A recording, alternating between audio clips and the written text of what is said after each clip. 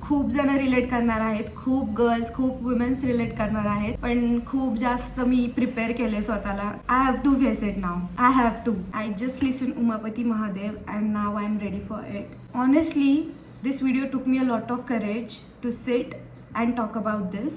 I'm not here to blame anyone or put any allegations. It's just about me, my life, my journey, my experiences and everything I have been through and how I overcame it.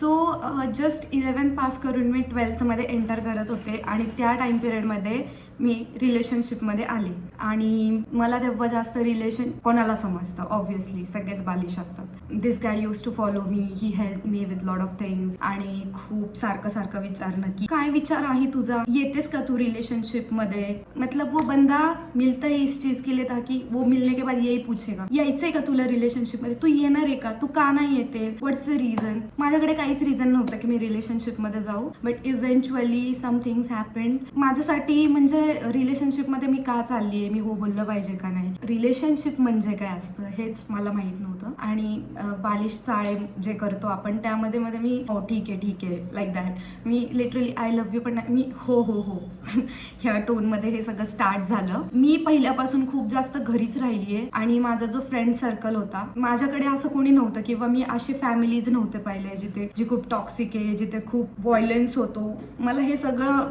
काय असतं हे मला माहीतच नव्हतं. मला खूप जास्त एकदम पॅम्परिंग मध्ये सगळ्यांनी वाढवलंय, सगळ्यांनी बोलतीये, कारण की मला कोणीच कधी हर्ट नाही केलंय, not even my brothers, not my friends, not my family. So relationship start झालं आणि नॉर्मली जे होतं सगळ्या रिलेशनशिप्समध्ये थोडीफार भांडणं, नोकझोक, sorry, miss you, this and that सगळं चालू होतं. मला काहीच नाही वाटत आहे, आय एम ओके की हो सगळीकडेच भांडणं होतात, सगळीकडेच सगळं होतं. सो बेसिकली हे रिलेशनशिप होतं 5 इयर्सचं. 5 इयर्सच्या रिलेशनशिपमध्ये स्टार्टिंगचे 2 इयर्स वॉज व्हेरी नॉर्मल की हो फाईट्स होतात, ते सॉल्व्ह होतात, ते फ्रेंड्स मध्ये फिरतोय, इकडे तिकडे फिरतोय आणि मज्जा मस्ती and all, it was all fine.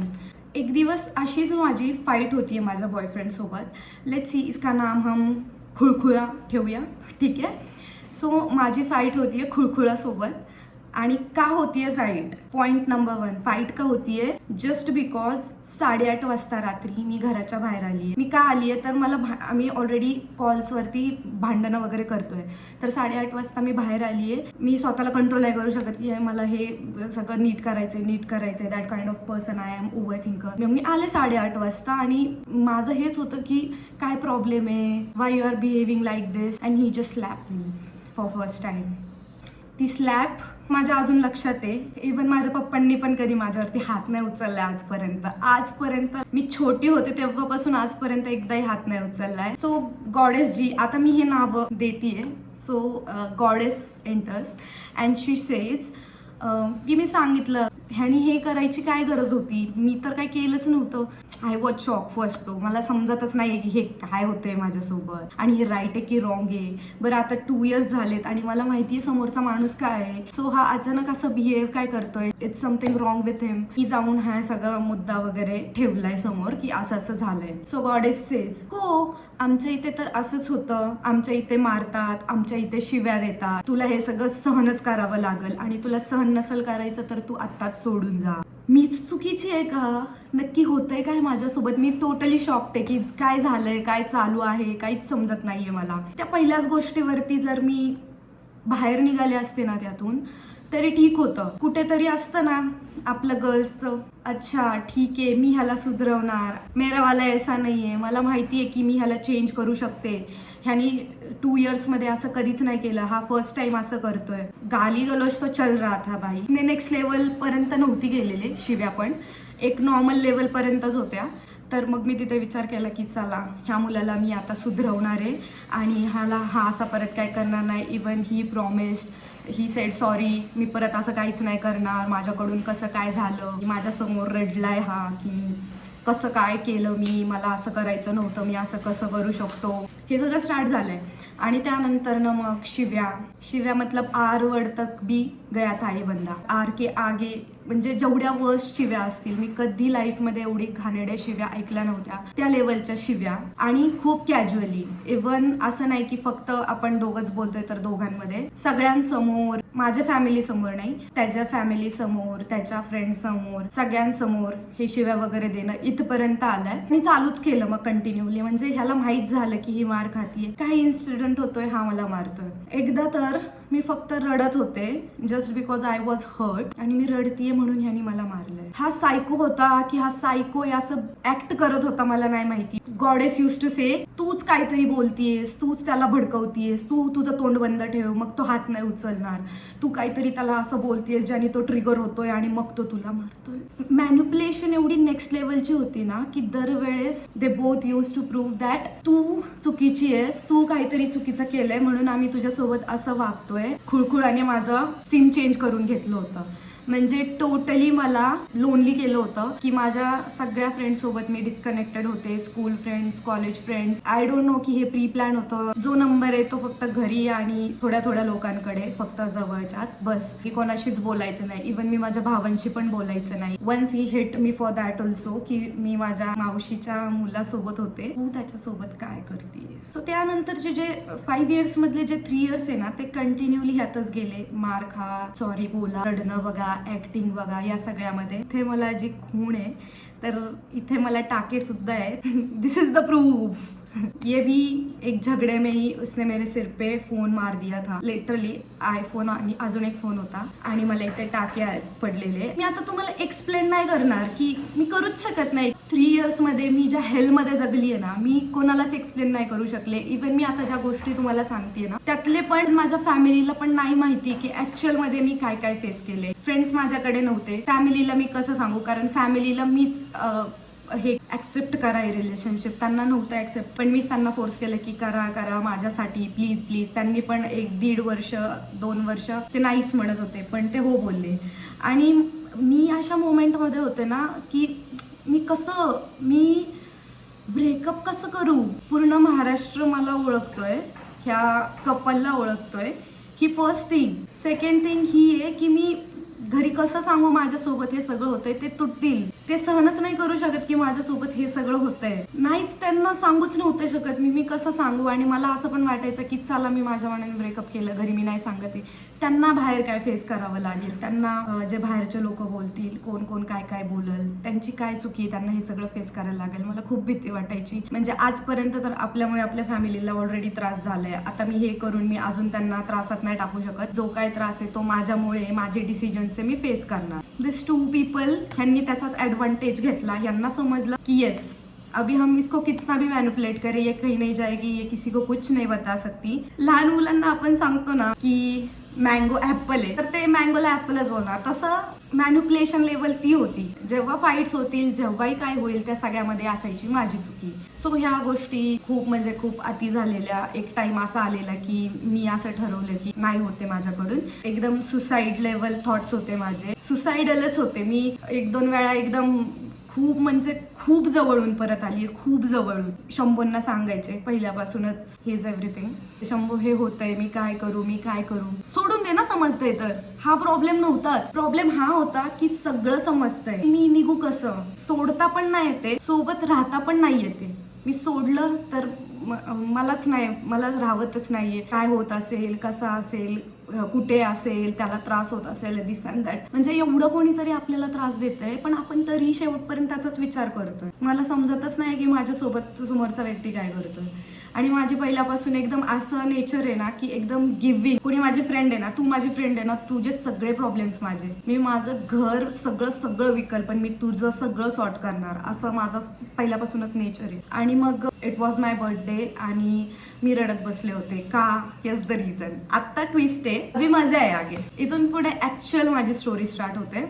दिस खुळखुळा ह्याच्या हातात मी फोन नाही दिला. तो मी फोन नाही दिला तर ह्यानी माझ्यावरती ॲलिगेशन्स लावलेत की तुझं काहीतरी चालू आहे तू काहीतरी मला धोका देते और समथिंग. म्हणजे मी बेवफा आहे असं त्याचं म्हणणं आहे की माझं कुठेतरी रिलेशनशिप आहे किंवा मी डबल डेट करते. सो आय आस्क्ड हिम की ठीक आहे मी करते तर मला प्रूफ्स दाखव, मला प्रूफ्स बघायचे. तर मग त्याचं म्हणणं होतं की नाही मला तुला प्रूफ्स वगैरे नाही दाखवायचे, माझ्याकडे प्रूफ्स आहेत आणि मला तुझ्यासोबत नाही राहायचंय. आणि खूप काय काय झालं त्याच्यानंतर पण. आता त्या गोष्टी सांगायला बसलं तर खूप टाइम लागेल. रात्री 12:30-1च्या टाइममध्ये मी एकटी मंदिरासमोर बसलीये शंभूंच्या, जिथे मी ऑलवेज जाते. आणि मी तिथे तेव्हा फर्स्ट अँड लास्ट टाइम शंभूंना एकच गोष्ट मागितली, एकतर शंभू मला ह्या सगळ्या सिच्युएशन मधून बाहेर काढा, मला संपवा, मला माझ्याकडून हे नाही होते. तिथपर्यंत थांबलेले की जिथपर्यंत असं झालेलं एक तो इसके साथ रहो नाही तो सुसाईड कर लो. माइंडसेट इथपर्यंत खराब झालेला. खूप जास्त डिप्रेस्ड होते मी, खूप जास्त.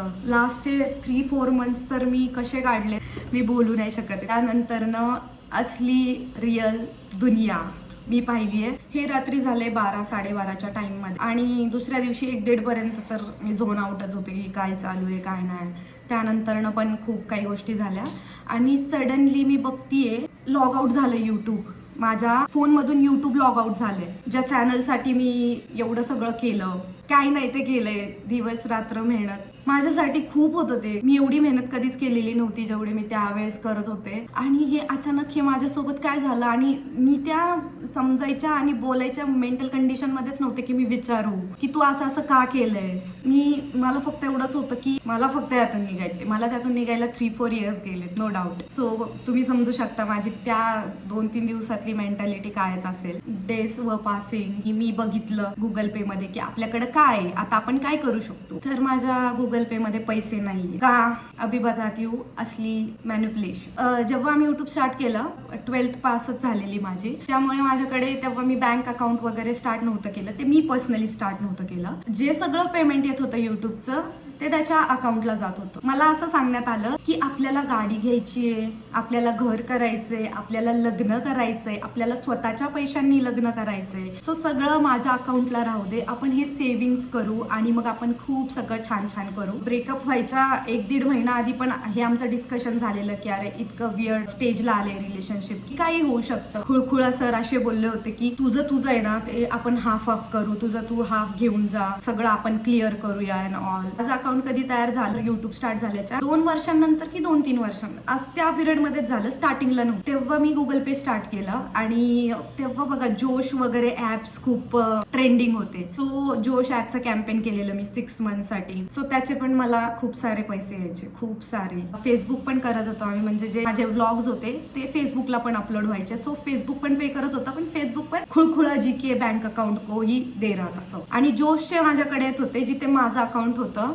पण खुळखुळा use to call me and say की ओके पैसे आलेत का, ठीक आहे पाठव मला. पेमेंट झालं का, ठीक आहे पाठव मला. अरे आपल्याला सेव्हिंग्स करायची, तू सगळे माझ्याकडे पाठव, तुला माझ्यावरती ट्रस्ट आहे ना, तू सगळे माझ्याकडे पाठव. आणि ह्या सगळ्याच्या मध्ये मी घेतली car, camera setup, PC setup. Camera setup जे सगळं सामान होतं ते आय गेस 4-5 लॅक्सचं होतं आणि PC सेटअप 3-4 लॅक्स. कार और ये चीज का हम लोग टोटल मारे तो 20 लॅक्स उधर ही हो रहा है. यूट्यूब चॅनल जो 6-7 लॅक्सचा होता, मी त्याचे 2 लाख पकडते की जर तो आपण कोणाला तरी विकला. असं त्याचे खूप येतात बट मी 2 लाख पकडते.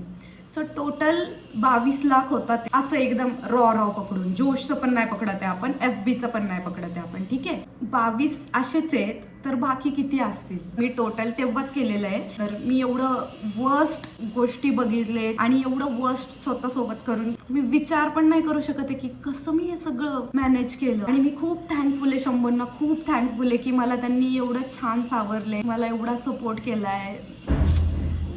सगळे आहेत ते माझ्यासाठी सगळं. 3-4 मंथ्स नंतर फ्रेंड्सनी मला बोलतच होते की तुझं घेऊन टाक आणि तुझं स्टार्ट कर काहीतरी. आता खूप झालं, किती दिवस असंच राहणार आहेस, डिप्रेस राहणार आहेस, काहीतरी स्टार्ट कर, तुला स्टार्टअपची गरज आहे. मी मुंबईमध्ये होते, माझ्या फ्रेंडने मला बोललं की इफ यू नो शिवम मला बोलला की ते को करना पडेगा स्टार्ट आणि तू कॉल कर आणि सरळ विचार, तू कोणाचं काही मागत नाहीयेस, तू तुझंच मागतीयस, जे तू कमवलंय तू त्यातनंच मागतीयस, तू कोणाचं तुमचं द्या असं नाही बोलत आहेस. अँड आय कॉल्ड खुडखुड खुडखुळा आणि मी त्याला विचारलं काय सीन आहे, म्हणजे 50-50 करणार होतो आपण. तो खुडखुळा से गॉडेस को कॉल करो, गॉडेस बताएगी सब, काम करू मी, पैसे अर्न करू मी, चॅनल बिल्ड करू मी, चॅनल साठी कॉन्टेंट आणू मी, कॉन्टेंट बनवू मी, आणि हे सगळं ठरवणार कोण? गॉडेस. गॉडेस बताएगी अभी की किसका कितना है, किसका कितना नाही आहे. गॉडेसला मी कॉल केला. सो गॉडेसने एक रफ चीट बनवली. त्या चीट वरती खायचे एवढे, लाईट बिलचे एवढे पैसे, तुम्ही फिरता त्याचे एवढे पैसे, दिस अँड दॅट, अशी मला एक लिस्ट पाठवली आणि त्याचे आय गेस काहीतरी 1-1.5 लाख रुपये झालेले आहेत आणि तेवढे आम्ही तुझे कट करतोय. लिटरली खायचं मी काय खाल्लंय मला नाही माहिती हे कुठून टोटल्स काढलेले. सो मी बोललं ठीक आहे मग तर ते तुम्ही घ्या तुमच्या साईडला आणि जे रिमेनिंग आहे ते माझं मला द्या. शी वॉज लाईक की काय रिमेनिंग, कसलं रिमेनिंग, तुझा चॅनल कुठे होता, आम्ही तुला चॅनल मध्ये घेतलो, आम्ही तुला काम करायला घेतलो, चॅनल तुझा नव्हता. असा आता सगळे येतात व्हिडिओ मध्ये, तशी तू पण आली, मग तुला कसले पैसे देऊ आम्ही. चॅनल स्टार्ट करताना आमच्या दोघांमध्येच येणार होतं पेमेंट आणि हे आन्सर मला लास्टली मिळतंय. मोमेंटला मला असं झालेलं की मला फाईटच नाही करायचंय आणि मला नकोय. इव्हन माझे घरचे मला बोललेले की तो टॉपिक, ते लोक आणि ते सगळं सोडून तू जे करायचंय ते कर. तो जो पिरियड होता ना, तू तो पिरियड विसरूनच जा आणि तो पिरियड सोडूनच बोल. जे फ्रेंड्स पण मला बोलत होते की नाही तरी पण तू बोल, तुझा हक्क आहे, हे ते. मी काहीच नाही केलं, मी जस्ट सोडलं. आणि मी खरं सांगते मेंटली प्रिपेअरच नव्हते कुठल्या गोष्टींसाठी. आज हे जे बोलतीये ना मी, हे बोलण्यासाठी पण प्रिपेअर नव्हते. हे 2-3 वर्ष मी घाबरतीये, सगळ्या गोष्टींसाठी घाबरतीये. जेव्हा जेव्हा ह्या गोष्टी माझ्यासोबत घडून मी जेव्हा बाहेर आलीये ना, मी माणसांशी बोलायला घाबरतीये. म्हणजे नवीन कोणी माझ्याशी फ्रेंड बनत असेल तरी मी घाबरतीये.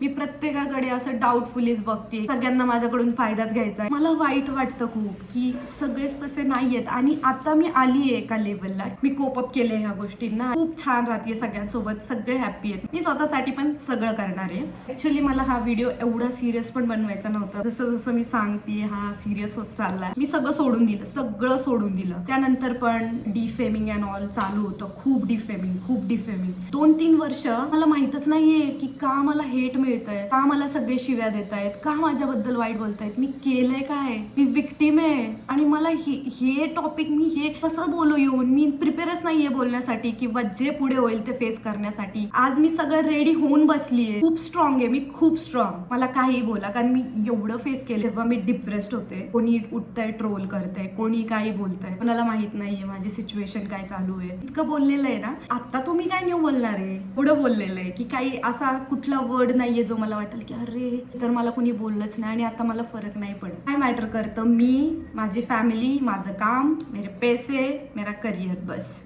माझ्या लाईफमध्ये मूव्ह ऑन करायचं ट्राय करते, सगळ्या गोष्टी करते. मी एवढं चालू आहे मला आणि माझ्या फॅमिलीला त्या गोष्टींचा एवढा त्रास होतोय. मी पिस्ड ऑफ झालेले. आता मला स्टँड घ्यायचा आहे. हे खूप झालंय, म्हणजे मला माझ्यासाठी नाही, ऍटलिस्ट माझ्या फॅमिलीसाठी, की माझ्या भावाचे फ्रेंड्स पण बघतायत की हे काय बोललं जातंय माझ्याबद्दल. भाऊ तर मला काहीच नाही बोललाच नाहीये या टॉपिकवर कधीच आजपर्यंत. गोष्टी ऍक्च्युली एवढ्या क्रिटिकल आहेत जे मी नाही बोलते किंवा मला नाही बोलायचंय. आता त्याच्यावरती चार्जशीट फाईल होऊ शकत होती. मी चार्जशीट पण फाईल केली होती. एक फाईल नव्हती केली, रिटर्न मध्ये दिली होती, सगळं लिहिलेलं इन डिटेल. आणि ती चार्जशीट लिहिताना आहे ना, ती लिहिताना मी लिटरली रडत ती चार्जशीट लिहिली. आणि तेव्हा मला रिअलाइज झालं, कारण मला त्यामध्ये सगळ्या डीप गोष्टी लिहायच्या होत्या. आणि तेव्हा मला रिअलाइज झालं की अरे मी इतकं फेस केलंय, इतक्या चीप लेवलच्या गोष्टी तुम्ही इमॅजिन नाही करू शकत. लॉयर सोबत पण माझं सगळं बोलणं झालं होतं. एकदम लास्ट मोमेंट होती, उद्या केस फाईल व्हायची, सगळं झालेलं. मी लास्ट मोमेंटला, इट्स ऑलवेज शंभो. मला त्या लास्ट मोमेंटला हेच फील झालं की जेव्हा मला ऍक्च्युअल मध्ये ह्यापेक्षा जास्त त्रास होत होता, त्यावेळेस मी ही गोष्ट जर शंभोंवर सोडली तर आज मी उठून हे सगळं का करते. जर एकदा शंभोंवर सोडलं तर सोडलं. ते जे करतील लाईफमध्ये, जे देतील, त्यांच्या हातात आहे ना. आपल्याला लाईफमध्ये पुढे जायचंय की ह्या गोष्टींमध्ये अडकून राहायचंय, कुणी काय केलंय आणि आता रिव्हेंज घ्या आणि ह्या गोष्टी करा. चार्जशीट अँड ऑल पण रिव्हेंज साठी नव्हतं, इतक्या घाणेरड्या लेवलला चालू होतं सगळं. स्टॉप करायचं होतं. ती बंद करो भाई, अभी बस हो गया, 2-2 साल हो गए तो भी उधर ही है आप लोग. ती अजून आहे माझ्याकडे. जेव्हा मला वाटेल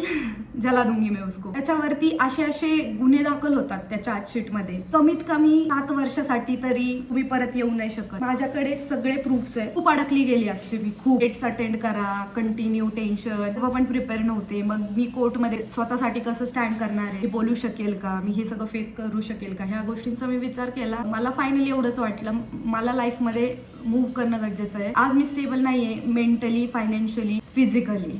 मी खूप खायचे, त्यामुळे मी एवढी जाड झालेली आहे, मोठू एवढी झालेली आहे. ह्या सगळ्या गोष्टींमध्ये तुम्हाला हे सांगायचं आहे, त्या मोमेंटमध्ये आपल्याला नाही समजत आहे. तुम्हाला जरी वाटत नसेल तरी प्लीज, तुमच्याकडे एकही फ्रेंड नसेल तरी प्लीज कोणाला सांगा की असं असं होतंय. मॅन्युप्युलेटर्स तुम्हाला एका झोनमध्ये ठेवतात, कारण त्यांना माहित असतं जर तुम्ही बाहेर काहीतरी कोणाशी तरी बोलला तर तुम्ही फ्री व्हाल त्या सगळ्या गोष्टींमधून. कंटिन्युअली तुम्हाला टॉर्चर करतात, कंटिन्युअली तुम्हाला ब्लेम करतात, ह्यामध्येच ठेवतात की तू सगळ्यात वाईट आहे, आम्ही तुला एक्सेप्ट केलंय. मी एवढी ब्लाइंड होते की भाई सामने से बंदा मार रहा है, मुझे किक कर रहा है पेट में, काय पंच करतोय, किक करतोय, सगळं करतोय. खूप इनोसंट होते. मला समजत नव्हतं बाहेरचे काय असतात, फॅमिली काय असती, रिलेशनशिप्स काय असतात, समोरचा आपला फायदा घेतोय का, तो आपल्याला कुठे ठेवतोय, तो आपल्याशी काय बोलतोय, कसं बोलतोय, त्यांचे इंटेन्शन्स काय, मला काहीच समजत नव्हतं. आता वाटतं खूप सगळ्यांना की अरे ही किती स्ट्रॉंग आहे. मला सिच्युएशन्सनी स्ट्रॉंग बनवलंय, मी स्ट्रॉंग नाहीये. सो आज मी financially, physically, mentally all over stable आहे. मोटिव्ह हाच आहे ह्या व्हिडिओचा की ह्या सगळ्या गोष्टी होत राहतात. ह्या सगळ्यावरती आपल्याला एकच चूज करायचं आहे, आपली ग्रोथ. की मी एक विजन ड्रीम केलंय माझं की मला असं बनायचंय, मला एवढी स्टेबिलिटी हवी आहे, मला आजूबाजूचं सराउंडिंग असं हवंय, किंवा मला पर्सनली ह्या लेवलला जायचंय. जर झाल्यात ना काही गोष्टी, just leave it as it is. If you have no one, choose your deity. Mostly तर डेटीज तुम्हाला चूज करतात. हे करेज पण शंभरनेच दिलंय की तू बोल, देखो अभी खुद के लिए स्टँड लेना पडेगा, बोलना पडेगा. व्ह्यूज, यूट्यूब अँड ऑल हे सगळं एका साईडला, आणि जो माझा कॉन्फिडन्स लो झालाय किंवा जो माझा पॉईंट ऑफ व्ह्यू झालाय लाईफकडे पाहायचा की सगळ्याच गोष्टींमध्ये ओव्हरथिंक करा, तोपर्यंत मी परफेक्टली एकदम स्वतःला ऍक्सेप्ट करून सगळ्यांसमोर येत नाहीये, तोपर्यंत ह्या गोष्टी मला त्रास देत राहणार. 6 मंथसाठी तर मी कंटिन्युअस जिम करत होते. मी सोशल मीडिया टोटली बंद केलेलं. स्किन केअरवरती फोकस केला, हेअर केअरवरती, म्हणजे टोटल पर्सनॅलिटी चेंजवरती मी फोकस केला. मी हा पॉईंट मला एकदम प्राऊडली सांगायचा की 0 सोबत स्टार्ट केलाय. की जेव्हा मी बाहेर आली आहे, मी ज्या ग्रुपमध्ये किंवा ज्या ग्रुपमध्ये होते, ज्या लोकांसोबत होते, ते लोक गायब. करिअर होतं, की 4 इयर्स दिले, ते गायब. अकाउंटमध्ये पैसे नाहीत, मी करू काय? जे पण तुम्ही पाहताय, ज्या सगळ्या गोष्टी माझ्याकडे आहेत ते मी अर्न केलं. देन आता ह्या 3-4 इयर्स मध्ये मी सगळं अर्न केलं. थँकफुल आहे, ग्रेटफुल आहे या गोष्टीसाठी. कोणी नव्हतं आलेलं आणि कोणी नाहीये. सगळ्यांना असं वाटतं की कोणीतरी येईल आणि आपल्याला रेस्क्यू करेल, पण आपल्यासाठी आपल्याला स्टँड घ्यावा लागतो. Be strong girlies. आणि खूप खूप खूप स्वतःला समजून घ्यायचा प्रयत्न करा. जर तुम्ही अशा सिच्युएशन मध्ये असाल, तुम्ही कधी विचार पण नसेल केला की मी एवढं बेस्ट बनू शकते, एवढं बेस्ट वर्जन घेऊन तुम्ही येणार आहात. पुढच्या 2-3 इयर्स मध्ये असं ग्लो अप करायचं असेल तर do whatever it takes. आणि जे झालंय ना, तर स्वतःला माफ करायला शिक. आपण स्वतःला माफ करत नाही. ठीक आहे, झाली चुकी, सगळ्यांकडून होती, आपण ह्युमन्स आहोत, तर असं स्वतःला सारखं ब्लेम करून नाही चालणार. जेही झालं असेल, तीही वर्स्ट मिस्टेक असू दे, जे आवडतं ते सगळं करा आणि जे हवंय ते सगळं अचीव करा. मला एक आपली कम्युनिटी बनवायची आहे, जिथं आपण फ्रीली सगळ्या गोष्टी बोलू शकेल, शेअर करू शकेल. सिंपती वगैरे नकोय, मला खूप सारं प्रेम द्या कॉमेंट्स मध्ये. काही गेला असेल ह्या सगळ्या गोष्टींमधून, कारण की टीनेजर मधून जेव्हा आपण येतो तेव्हा आपण जेव्हा आपण ह्या प्रोसेसमध्ये असतो तेव्हा ऑलमोस्ट सगळ्यांसोबतच ह्या गोष्टी होतात. फक्त काही लोकांसोबत नेक्स्ट लेवल होतात, नेक्स्ट लेवल की एवढ्या लेवलला ह्या गोष्टी वॉट एवर. चलो, so for today bye bye. खा लेती हूँ मैं कुछ और मिलते हैं जल्दी ही नेक्स्ट संडे को.